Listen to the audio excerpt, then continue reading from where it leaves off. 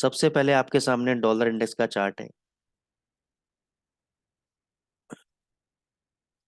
ये वो दिन है जब आपका नॉन फार्म पेरोल डेटा आया था, लास्ट टू लास्ट वीक। बाजार ऊपर गया। फिर आपका आईएसएम सर्विसेज डेटा आया था, नीचे गया।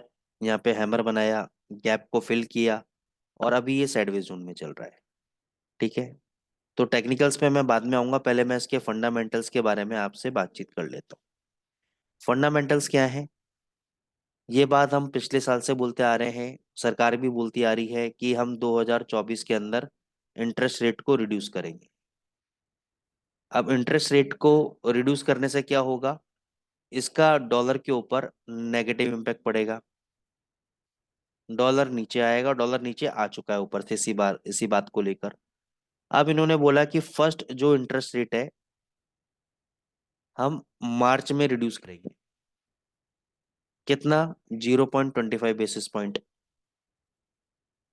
ठीक है। अब हुआ क्या कि देखो, कभी भी इंटरेस्ट रेट को रिड्यूस करा जाता है, उसके दो कारण होते हैं। जब आपका इन्फ्लेशन आपका कंट्रोल में आ गया हो, इन्फ्लेशन यानी महंगाई दर आपका कंट्रोल में आ गया हो, या फिर आपकी इकोनॉमी रिसेशन से जूझ रही हो। रिसेशन यानी मंदी का दौर। अगर मैं इन्फ्लेशन की मैं बात करता हूं, तो इन्फ्लेशन एक ऐसा फिगर है, एक ऐसा नंबर है जो सरकार लेके चल रही थी कि भाई 2% का आपका टारगेट है। मिनिमम 2% का आपका टारगेट है। अब ये इन्फ्लेशन पे आपका जो 2% का टारगेट है, अभी इन्फ्लेशन गिर के आ गया आपका 3.1%। इन्फ्लेशन कितना गिर के आ गया आपका? 3.1% आ गया आपका गिर के। अब पहले कितना था? ये 9% के आसपास था। तो सरकार बोल रही है कि भाई हमारा जो टारगेट है उसके लगभग आसपास आ गया है इन्फ्लेशन। और ये इन्फ्लेशन कैसे आया? उस वक्त इन्होंने क्या किया? इंटरेस्ट रेट को बढ़ाते गए। अगर आप 2022 में देखोगे, स्टार्टिंग में 0.25 बेसिस पॉइंट था इंटरेस्ट रेट। अब बढ़ते बढ़ते कितना हो गया है? 5.5% के आसपास हो गया है। ठीक है। तो जब इन्होंने इंटरेस्ट रेट को बढ़ाना चालू किया, तो जो इन्फ्लेशन है, इन्फ्लेशन आपका कम आ गया है। अब ये बोल रहे हैं, कौन लोग? फेड चेयरमैन जेरोमे पावेल साहब हैं, उनकी कमेटी है। वो लोग बोल रहे हैं कि भाई हमारा इन्फ्लेशन ऑलमोस्ट हमारे टारगेट के नजदीक आ गया है। अब हमें इंटरेस्ट रेट रिड्यूस करना चाहिए।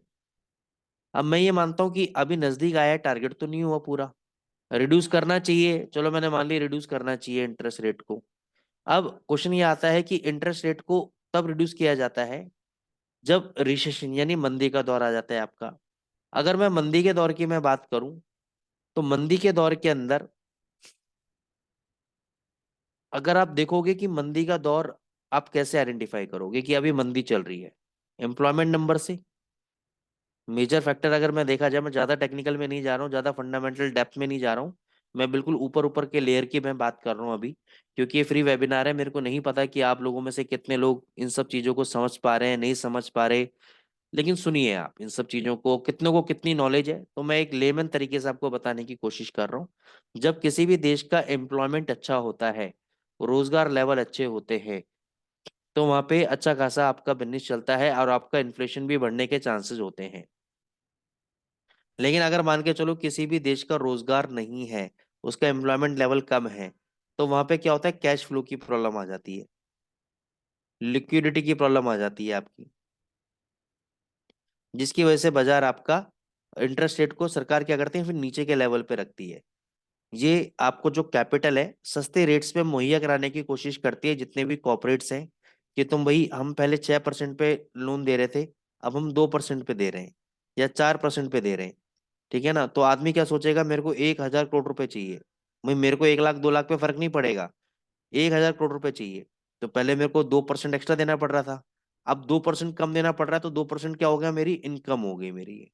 तो क्यों ना मैं 1,000 करोड़ की जगह 1,100 करोड़ का लोन ले लूं, 1,200 करोड़ का लोन ले लूं, depending on my assets and the collateral and the capacity, या मेरी एलिजिबिलिटी के अकॉर्डिंगली, अगर बनता है तो। ठीक है ना?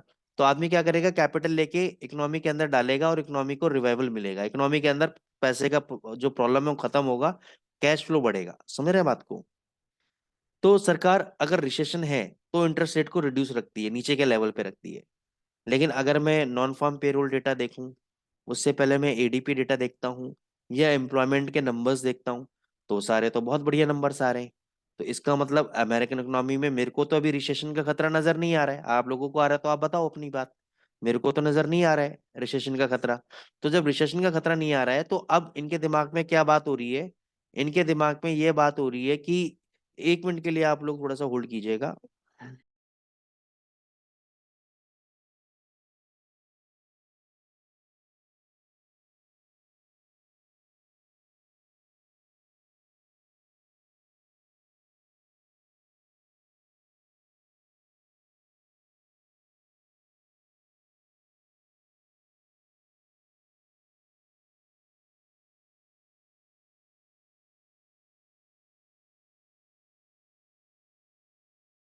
हाँ जी, ठीक है।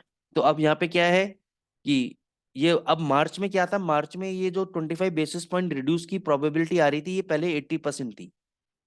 अब ये प्रोबेबिलिटी घट के कितनी रह गई है, 70% रह गई है।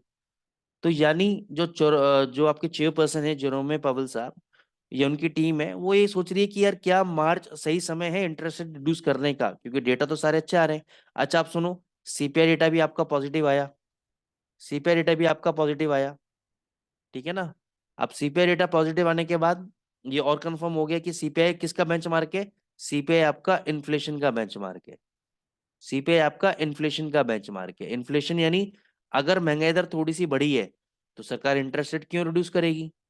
तो अगर सरकार ने मार्च मंथ में इंटरेस्ट रेट रिड्यूस नहीं किया और कहा कि हम मई मंथ के अंदर देखेंगे, जून मंथ के अंदर देखेंगे, ठीक है ना, मई मंथ के अंदर देखेंगे, जून मंथ के अंदर देखेंगे, तो डॉलर इंडेक्स के लिए पॉजिटिव होगा और डॉलर इंडेक्स आपका ऊपर भाग जाएगा। तो डॉलर इंडेक्स के लिए पॉजिटिव होगा और डॉलर इंडेक्स आपका ऊपर भाग जाएगा, ठीक है। इसी कारण से क्या हो रहा है, आप देख रहे हो कि काफी दिनों के अंदर ये आपका साइडवेज मूवमेंट पे चल रहा है, डॉलर इंडेक्स गिरने का नाम नहीं ले रहा है, गिरने का नाम नहीं ले रहा है, ठीक है। अब टेक्निकली बात कर लेते हैं। इस साइडवेज मूवमेंट के अंदर आपने गोल्ड पे भी देखा, यूरो पे भी देखा, सब जगह इरेटिक मूवमेंट आई थी। और ये एक समय ऐसा होता है जहां पे ट्रेड करना बड़ा मुश्किल हो जाता है, जब तक हमें समझ में आता है कि साइडवेज में आ गया है। और साइडवेज मार्केट के अंदर सबसे बेस्ट स्ट्रेटेजी रहती है कि रेजिस्टेंस पे बेचो, सपोर्ट पे खरीदो, रेजिस्टेंस पे बेचो, सपोर्ट पे खरीदो। और ऐसे समय में हम क्या करते हैं, या बीच में बेचते हैं, बीच में खरीदते हैं, और उसके उल्टा ही हो जाता है बाजार के अंदर। या फिर हम क्या करते हैं, जब बाजार बहुत ज्यादा यहाँ पे टॉप पे आ जाता है, तब क्लाइंट पूछता है सर अब क्या करें, यहाँ पे बाय कर लें क्या। अब भाई बना तो तेजी रहा है, मैं आपको क्या बोलूं, यहाँ से नीचे जाएगा क्योंकि बना तो तेजी रहा है। आप बोलोगे सर आप बेवकूफ बना रहे हो, मैं बोलूंगा हाँ सर बाय कर लो, और बाय करते हो नीचे आ जाता है। फिर आप बोलते हो कि सर वो तो नीचे आ गया, आपने तो बाय करवा दिया। तो समझ रहे हो, ऐसे सिचुएशन के अंदर ट्रेडिंग करना is almost next to impossible हो जाता है। चलो खुद तो आप ट्रेडिंग कर सकते हो, लेकिन जब आप किसी को एडवाइस दे रहे होते हो उस समय बड़ी तकलीफ हो जाती है। अब मान के चलो, मैं कुछ पॉइंट समझाने की कोशिश कर रहा हूँ आप लोगों को, जिससे यहाँ पे चल रहा है बाजार। अब इस लेवल पे आप फोन करोगे, सर गोल्ड बाय कर लूं, मान लो चलो गोल्ड का चार्ट है, अब मैं क्या बोलूंगा, नहीं यहाँ पे सेल कर दो, क्योंकि मेरे को लग रहा है भाई यहाँ पे तेजी है। यहाँ पे अब इसको 1 मिनट आप इसको रिकॉर्ड करने की कोशिश ना करें, ठीक है ना। अब आपको लग रहा है भाई यहाँ पे तेजी है और यहाँ से अब ऊपर भगेगा बाजार, तो आप तो ये बोलोगे ना बाय कर लो। लेकिन साइडवेज मार्केट की क्या खासियत होती है, साइडवेज मार्केट हमेशा जल्दी से रेजिस्टेंस ले लेता है, छोटे छोटे जो रेजिस्टेंस पॉइंट होता है ना उस पे भी रेजिस्टेंस ले लेता है, और वहां से नीचे आ जाता है। अब देखो उसके बाद क्या हुआ, हमने तो बोल दिया बाय कर लो, उसके बाद क्या हुआ, अरे सर ये तो नीचे आ गया, अब बताओ हम क्या करें। अगर यहाँ पे बोलते कुछ मत करो, वो कहेगा सर क्या बात बात कर रहे हो, तो नई तेजी बना रहा है, सीपीआई डेटा पॉजिटिव आया है, डॉलर तो भगना चाहिए, आप बोल रहे हो कुछ मत करो। अब ये बात में समझ में आता है कि क्यों बोला जाता है कुछ मत करो अभी। और यहाँ से अगर ऊपर भग जाता तो सर आपने कुछ करने नहीं दिया है तो भग गया। तो कहने का मतलब है ट्रेडर को कहीं पर भी चैन नहीं है, उसको कुछ ना कुछ चाहिए करने के लिए जबरदस्ती। और जबकि हम कई बार ये समझाते हैं भाई कई बार 3 3 दिन 4 4 दिन कुछ भी करने के लिए नहीं होता है, ठीक है ना। 3 3 4 4 दिन कुछ भी करने के लिए नहीं होता है, हम समझाते हैं, वो समझता नहीं है, नहीं मेरे को तो आज बताओ आज कहाँ बाय करूँ कहाँ सेल करूँ। तो जबरदस्ती वाला एक सौदा हो जाता है कई बार। तो ट्रेडर को समझना चाहिए कि भाई ये जो मार्केट है ये ट्रेडिंग वाला मार्केट नहीं है, ऐसे मार्केट को थोड़े दिन अवॉइड करना चाहिए हमें, ठीक है। लेकिन आदमी को नहीं समझ आता, लालच बड़ा है कि सर मेरे तो 50 पिप का डेली का टारगेट है, 20 पिप डेली का टारगेट है। भैया तू 50 पिप ले ले, पहले पता लग जाएगा शाम तक तेरे 200 पिप घुस जाएंगे अंदर। ठीक है ना, तो वो नहीं समझता ट्रेडर। तो खैर ओवरऑल व्यू अगर मैं बताता हूँ आपको, जब भी मार्केट के अंदर मैंने प्राइस एक्शन ऑब्जर्व किया है और जब भी इस टाइप का कैंडल मिलता है पहला, और दूसरा इस टाइप का कैंडल मिलता है, इसको आप पिन बार बोल लो, इसको आप हैमर बोल लो, कुछ भी बोल लो, और जब तक इसका लो नहीं कटेगा डॉलर इंडेक्स आपका तेजी की तरफ है। और ऐसे सिचुएशन के अंदर 90% केसेस के अंदर ये जो प्रीवियस आई है, ये भी आपको ब्रेक करता हुआ नजर आएगा, ये भी आपको ब्रेक करता हुआ नजर आएगा। अब ये जो लो है, अगर ये लो कट गया, ये लो अगर कट गया, तो फिर मान के चलो ये नीचे है और फिर ये नीचे 100.60 के लेवल तक गिर सकता है। जब तक ये लेवल नहीं टूटेगा, अब ये लेवल भी देख लो, आपको आलस आएगा लेवल देखने में भी। अगर सर ये भी बता ही दो, कौन देखे, कौन चार्ट खोले, कौन उस पर जाए। 101.90, जब तक इसके नीचे बंद नहीं होगा तब तक गुड डॉलर इंडेक्स तेजी में है। ये लेवल बंद हो गया तो ये नीचे गिर जाएगा। क्लियर कट हो गया। यूरो यूएसडी पे आ जाओ। अब देखो यूरो यूएसडी भी आपका बहुत ही अच्छा साइडवेज, देखो यहाँ से इतना अच्छा रिजेक्शन दिया, फिर थर्सडे को भी यहाँ से सेम लेवल पे रिजेक्शन मिला आपको।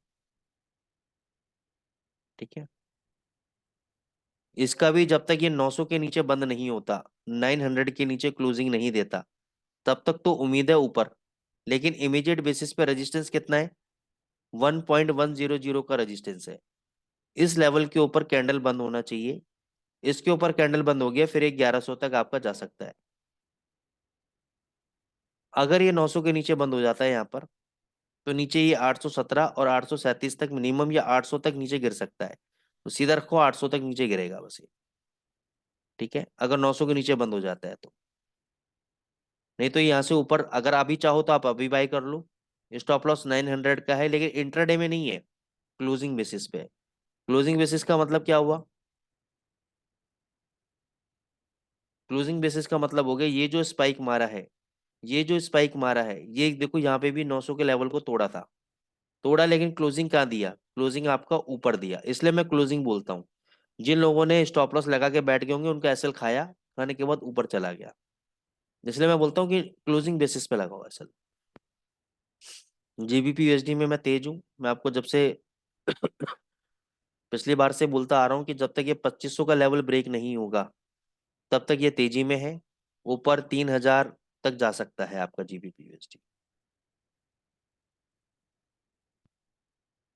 ऊपर आपका 3000 तक जा सकता है। लेकिन अगर ये 2500 के अंदर ब्रेक हो गया तो फिर ये नीचे 2200 और 2100 तक भी आ सकता है। ओवरऑल एक काम और कर सकते हो अभी आप, इस लेवल पे अभी देखो यहाँ पे मल्टीपल रेजिस्टेंस मिल रहे हैं इसको, तो यहाँ पे आप चाहो तो इसको शॉर्ट कर देना। एक ट्रेड दे रहा हूँ वैसे ही, आपको कम क्वांटिटी ले लेना यहाँ पे थोड़ी सी, और स्टॉप लॉस रहेगा इस कैंडल का हाई 2828। कितना रहेगा, 2828। इसके ऊपर अगर बंद हो गया डेली चार्ट पे तो एग्जिट, नहीं तो ये नीचे आपको 2600 भी मिलेगा, 2500 भी मिलेगा आपको ये। ठीक है ना। जीबीपी जेपीवाई,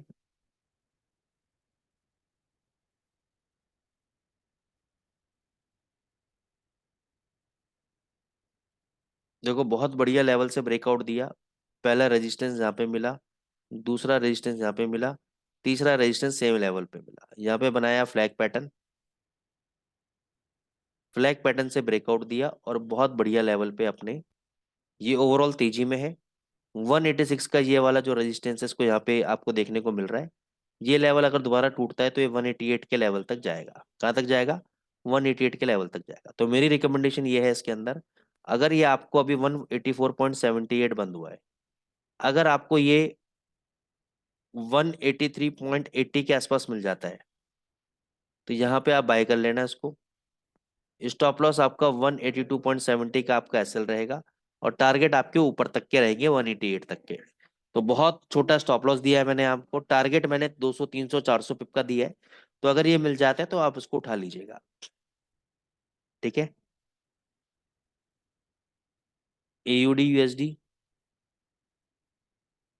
जहाँ पे पहले सपोर्ट लिया था 6670 पे, अभी भी देखो वहीं पे सपोर्ट लेके रिवर्सल लिया है, यहाँ पे भी रिवर्सल लिया था। अगर इसका ये वाला हाई 6730 के ऊपर सस्टेन कर जाता है तो ये 6800 तक जाएगा, 6850 तक जाएगा। स्टॉप लॉस आपका 6650 है। अगर ये 6730 के ऊपर सस्टेन कर जाता है मंडे ट्यूसडे कभी भी, तो उसको पकड़ लेना, ये कम से कम 70 एक पिप आपको दिला देगा।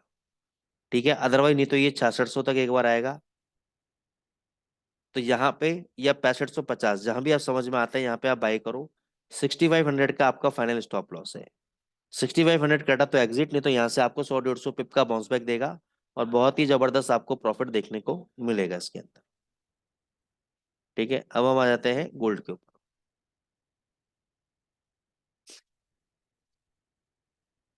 गोल्ड ने यहाँ पे बहुत बढ़िया रिवर्सल पैटर्न बनाया था, इसका लो तोड़ नहीं रहा था, और यहाँ पे 2024 का आप देखोगे 2025 का लेवल हमेशा यहाँ पे टच करके ऊपर भागा, हमेशा 2024-25 के बाद टच करके ऊपर भागा। यहाँ पे भी आप देखोगे मल्टीपल टाइम्स इसने 2024-25 के लेवल को नहीं ब्रेक किया, यहाँ पे लोगों को ट्रैप किया, इस लो को तोड़ा, और यहाँ पे एकदम से बाउंस बैक आया, ऊपर नीचे होता रहा। अब ये था कि ये रेजिस्टेंस लेवल तोड़ेगा ही नहीं तोड़ेगा, इस रेजिस्टेंस लेवल को उसने ब्रेक किया और ऊपर की तरफ चल दिया। अब देखो ये पलटा कहाँ से, एग्जैक्ट इसी लेवल से पलटा है। ये 2065 का लेवल है, ये 2062 के आसपास का लेवल है बस। तो अगर ये लेवल क्रॉस हो जाता है मंडे को, तो ये 2070 भी जाएगा, 2080 भी जाएगा ये। और अगर ये वापस अगर 2040 के नीचे बंद हो गया, अगर ये वापस 2040 के नीचे बंद हो गया, क्लोज हो गया, तो वापस ये 2030 और 2025 तक वापस नीचे गिरेगा। लेकिन अभी इसके अंदर सेलिंग प्रेशर नहीं है। मैंने आपको ये साल का टारगेट दे रखा है $2200 का। अभी तक कितना गया है, $2148 गया है, 48। लॉन्ग टर्म टारगेट है इसका $2200 का। लॉन्ग टर्म टारगेट है इसका $2200 का। अब $2200 का मतलब क्या है, कल को मान के चलो ये टूट जाता है नीचे 1950 आ जाता है, तब भी मेरा टारगेट $2200 का इंटैक्ट रहेगा। तब आप ये मत कहना कि सर आप तो 2050 के आसपास बोल रहे थे 2200 जाएगा, तो 1950 गिर गया। मैं तो सर तभी भी यही बोलूंगा कि 2200 जाएगा ये। मैं लॉन्ग टर्म बुलिश हूँ उसके अंदर। शॉर्ट टर्म ट्रेडिंग लेवल के अकॉर्डिंगली जब तक ये 2015 के नीचे सस्टेन नहीं करेगा अच्छे से, तब तक इसमें बेरिशनेस नहीं आएगी। 2015 के नीचे सस्टेन कर गया तो ये 1980 से पहले नहीं रुकेगा, ये भी बता देता हूँ। अगर ये 2015 के नीचे अच्छे से सस्टेन कर गया तो ये 1980 से पहले नहीं रुकेगा। अभी तो एज एज पर दी करंट ट्रेंड अभी ये बाय ऑन डिप कैंडिडेट है। आप चाहो तो इसको 40 पे बाय करो, 35 पे बाय करो, एक लॉन्ग टर्म व्यू बता रहा हूँ चार्ट के हिसाब से। ये आपको 2070 के लिए तैयार बैठा हुआ है। ठीक है ना। शॉर्ट टर्म सेलिंग 2040 के नीचे बंद हो गया तो एक बार 2030 आ सकता है, लेकिन उसको अवॉइड करना। सेलिंग वेलिंग करने की कोशिश अभी फिलहाल मत करना, बाय ऑन डिप पे रखो, ज्यादा बेटर रहेगा। तो आई होप आपको ये चीजें समझ में आ गई हैं आपको, एनालिसिस। अब हम चलते हैं स्ट्रेटेजी पार्ट की तरफ। स्ट्रेटेजी पार्ट के अंदर हम लोग गोल्ड का, जैसे हमारा टॉपिक था गोल्ड के ऊपर, तो मैं बताऊंगा बताऊंगा, लेकिन गोल्ड से पहले मैं आपको करेंसी पे भी दिखाऊंगा। पहले मैं आपको दिखाऊंगा कि हमने बाय एंट्री ली, बाय एंट्री लेने के बाद ये कितना ऊपर गया कितना नीचे गया, सेल एंट्री लेने के बाद ये कितना नीचे गया कितना ऊपर गया, और उसके बाद मैं दिखाऊंगा कि टारगेट क्या रखना है, फिर मैं बताऊंगा कि री एंट्री कहाँ कहाँ पे लेनी है। तो पूरा कंप्लीट ट्रेडिंग सिस्टम है, आप जुड़े रहना सिस्टम के अनुसार, बहुत जबरदस्त प्रॉफिट आपको देखने को मिलेगा। यहाँ पे आपको दो इंडिकेटर आपको लगाने हैं। एक है आपको एलएफएस। एलएफएस का मतलब है Leonidas trend following system. Leonidas trend following system. ठीक है ना। ये वाला इंडिकेटर आपको लगाना है, कोई चेंजेस में नहीं करने हैं। फिर आपको लगाना है मार्केट बायस।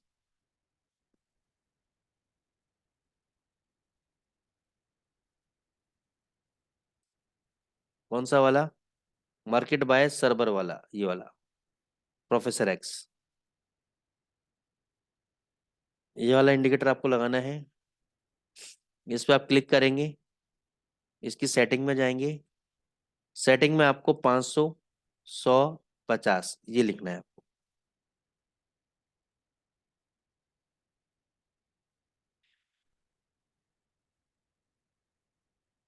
अगर सेटिंग आपसे मिस हो जाती है तो आपको डरने की, घबराने की बिल्कुल भी जरूरत नहीं है। ये आपको आज रात तक यूट्यूब पे अपलोड हो जाएगा वीडियो, और आप आराम से इसको देख सकते हैं। ठीक है।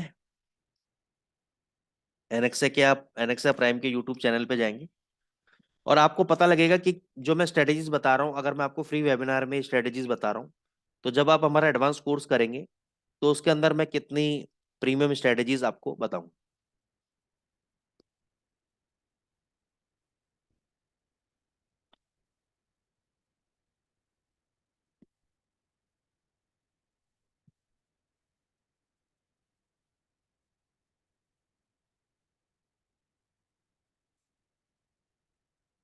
तो दो इंडिकेटर आपके रेडी हो गए। अब हम थोड़ा बैक टेस्टिंग करेंगे और मैं आपको एंट्री पॉइंट बताऊंगा कि एंट्री पॉइंट आपको कैसे लेना है। गोल्ड पे भी बताऊंगा मैं आपको एंड में। देखो करना क्या है इसके अंदर।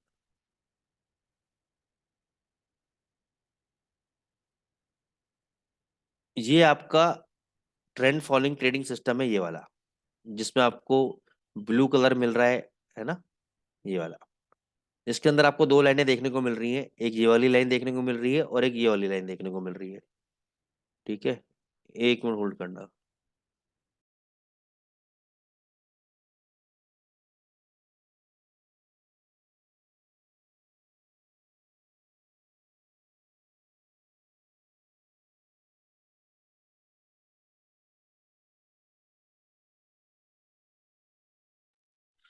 तो यहाँ पे क्या हो रहा है, यहाँ पे ये दोनों लाइनें आपकी ऊपर गई।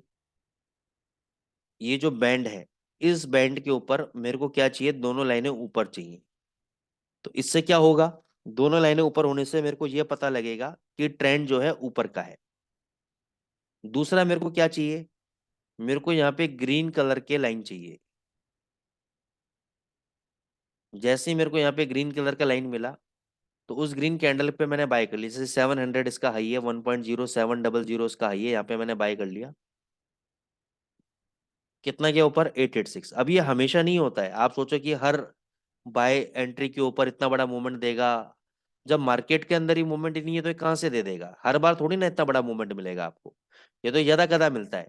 ठीक है ना, कोई मेजर न्यूज आती है, कुछ और पेंडिंग मूवमेंट रहती है, बहुत सारी चीजें हैं। तो यहाँ पे आपको जो टारगेट लेना है, 20 से 25 पिप का आपको टारगेट लेके चलना है।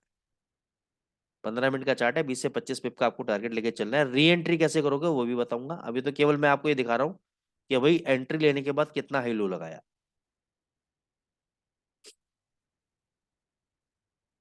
अब ये देखो ऊपर कितना था हाई, 965। लो कितना लगाया, 853।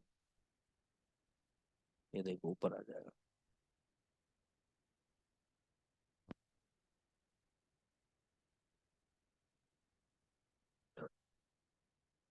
फिर देखो, अब ये दोनों बैंड आपके नीचे आ गए। यहाँ पे आपका रेड कलर के बैंड भी बन गए। तो मैं यहाँ पे शॉर्ट पोजीशन बना लूंगा यूरो के अंदर। मैंने यहीं कहीं बना ली, 1.0901 पे बनाई। लो लगाया 879, और कितना लो लगाया, 828। 20 से 25 पे मिल गए। और भी देखो बाजार नीचे जा रहा है अभी, 785, 757, 723।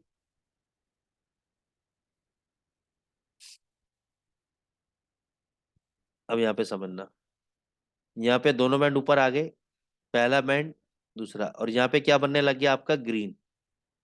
तो यहीं पर ही मैं बाय करूंगा। 884 पे मैंने बाय किया।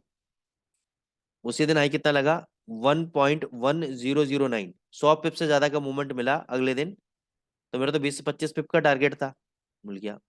ये अगले दिन आगे चल रहा है बाजार, और भी ऊपर हाई बना रहा है। देखो कितना हाई बना रहा है, 1038 का हाई बना दिया, 1122 का हाई बना दिया।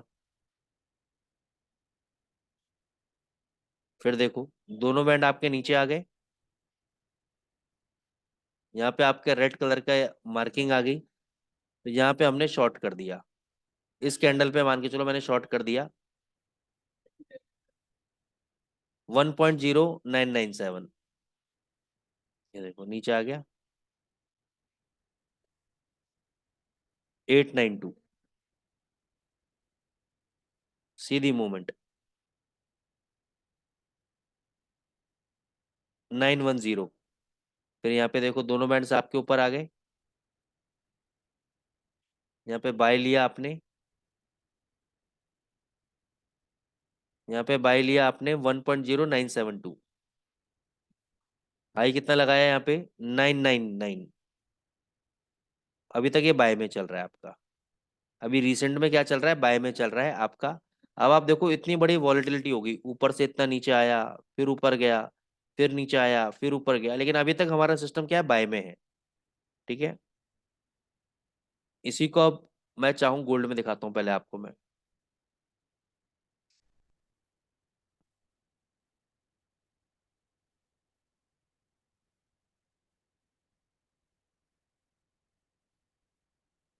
यहाँ पे देखो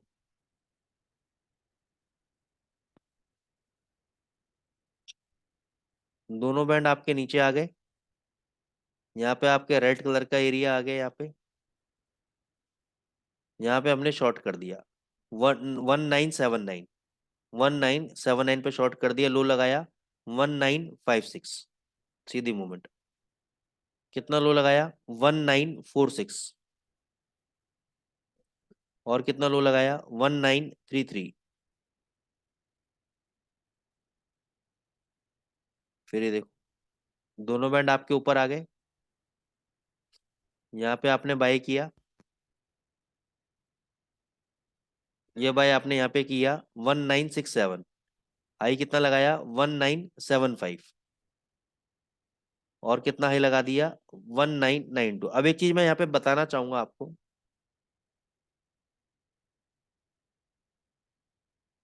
जैसे इसने यहाँ पे बाय कराया, अब बाय कराने के बाद ये इतना ऊपर ले गया और इस टाइप का मूवमेंट आपको देखने को मिलता है, आप बताओ क्या सोचोगे, आपको क्या लगेगा कि यार ये तो सेल में आ गया, ये तो नीचे गिरेगा, अभी ऊपर जाने वाला नहीं है, ऐसे ही लगेगा नॉर्मल चार्ट देख के आदमी को। लेकिन अगले पल क्या हुआ, अगले दिन ऊपर भग गया बाजार। देख रहे हो, अब इतना बड़ा मूवमेंट गोल्ड के अंदर मैं आपको दिलवा रहा हूँ, री एंट्री भी बताऊंगा इसके अंदर।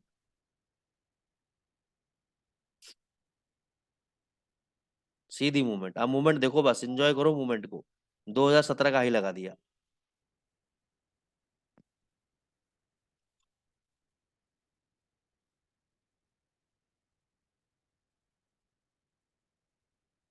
ये देखो कितना हाई लगा दिया, अब सेलिंग क्या देखेंगे, ये देखना आप। यहाँ पे दोनों बैंड नीचे आ गए, लेकिन यहाँ पे कलर चेंज नहीं हुआ, कलर कहाँ चेंज हुआ है, यहाँ पे चेंज हुआ है, तो यहाँ पे मैं शॉर्ट कर दूंगा। ये मैंने शॉर्ट कर दिया 2022 पे, 2022 पे शॉर्ट कर दिया मैंने।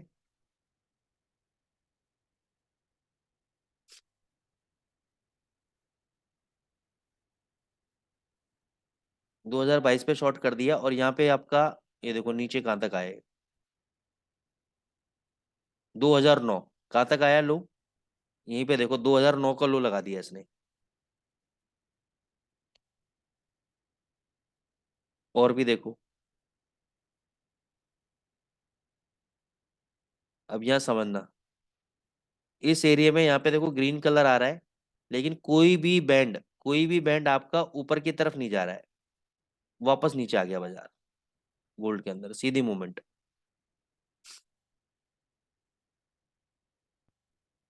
1976। फिर यहाँ पे देखो दोनों बैंड आपके ऊपर चले गए, यहाँ पे ग्रीन कलर का आपका बनने लग गया है। यहाँ पे बाय किया आपने 2032 पे, हाई कितना लगाया 2047। 2047, 2032 से 2047, और हाई कितना लगाया 2047 ही अभी। यहाँ पे देखो कितना ही लगाया 2070।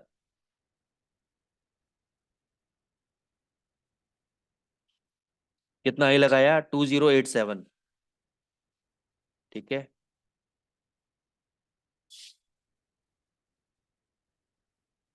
अब ये देखो यहाँ पे आपका क्या हुआ, दोनों बैंड्स आपके नीचे आ गए। यहाँ पे आपका रेड कलर का मार्किंग एरिया आ गया। अब यहाँ पे आप क्या कर दोगे, शॉर्ट पोजीशन बना लोगे यहाँ पे आप। यहाँ पे क्या लो लगा आपका 2055, तो 2055 पे हमने बेचा। कितना लो लगाया, 2030। कितने पॉइंट मिल गए, 25 पॉइंट। सीधी मूवमेंट। 2024, और देखो आप 2016। इतने वाइल्ड मूवमेंट के, वॉलेटिलिटी के बाद भी, मूवमेंट के बावजूद भी आपका पोजीशन हमेशा प्रॉफिट में रहा है। ये देखो कितना ऊपर नीचे हो गया, यहाँ पे आपके दिल की धड़कनें ऊपर नीचे हो गई, आपके हार्ट बीट्स ऊपर हो गए, पल्स ऊपर नीचे हो गए, लेकिन सिस्टम सेल में रहा हमारा। फ्राइडे को यहाँ पे देखो बाय दिया 2049 पे, हाई लगाया सेम डे 2062, और अभी तक सिस्टम बाय में। अभी तक सिस्टम बाय में। ठीक है, अब इसमें मैं री एंट्री बताता हूँ। 1 मिनट होल्ड कीजिए।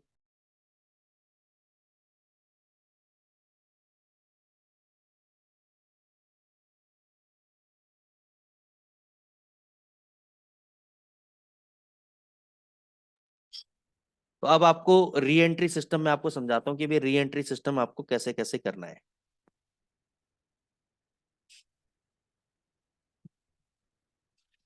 आपको एक इंडिकेटर लगाना है, PPO bull, PPO bull bear divergence to high low strategy. ये वाला इंडिकेटर आपको लगाना है।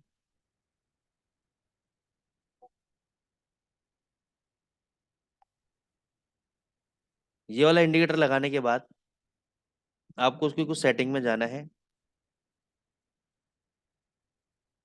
स्टाइल में जाना है आपको। आपको ये दो प्लॉट रखने हैं बस खाली।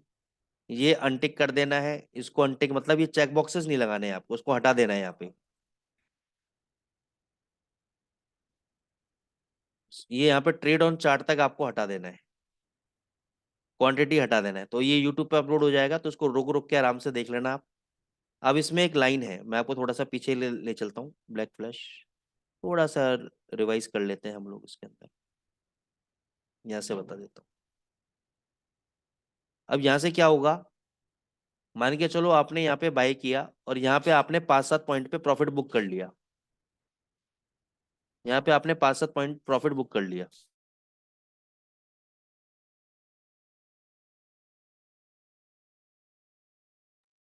तो यहाँ पे क्या हुआ कि आपने प्रॉफिट बुक कर लिया। अब हुआ अगला दिन, अब आया अगला दिन, यहाँ पे आपको कोई भी एंट्री नहीं मिली। अब इसमें आपको री एंट्री कैसे करनी है, स्कैल्पिंग के लिए बता रहा हूँ, 102 पॉइंट के लिए। ये जो इंडिकेटर है जब ये नीचे जाएगा और अगले दिन अगर ये ऊपर जाता है नीचे से, तो यहाँ पे आपने बाय कर लिया, 1-2 पॉइंट लिया, प्रॉफिट बुक करा बाहर, फिर ये नीचे आ गया, आने दो, तो नीचे आ गया, उस दिन तो दोबारा ऊपर गया ही नहीं, तो दोबारा हमारे बाय की एंट्री बनी नहीं, क्योंकि केवल हमें बाय की एंट्री लेनी है, क्योंकि अभी हमारा सिस्टम क्या है, बाय में है। फिर देखो ये नीचे से जब ऊपर गया यहाँ पर, तो यहाँ पे हमने गोल्ड बाय किया। ये देखो उस दिन आपको 2-4 पॉइंट दे दिए, 1-2 पॉइंट दे दिए, काम खत्म।